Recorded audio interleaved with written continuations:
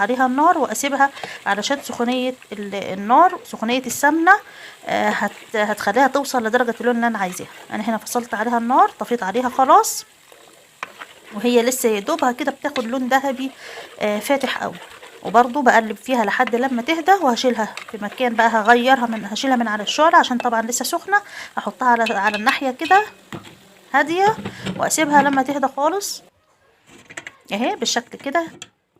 هبدأ بقى ان انا افضيها كده في البرطمان. انا عندي البرطمان ده مكان سمنه برضو، ده اللي انا بعمل فيه على طول، مخصصاه كده على السمنه البلدي. هو برطمان بياخد 2 كيلو. هفضيها فيها كده اهي. طبعا انا قلت لكم المرته ان هي بتكون مرسبه تحت، فما فيش اي مشكله ان هي اصفيها كده من غير مصفى من غير اي حاجه، مش هينزل فيها. هجيب برطمان تاني افضي فيه الحبه الباقيين اهو، حوالي ربع البرطمان.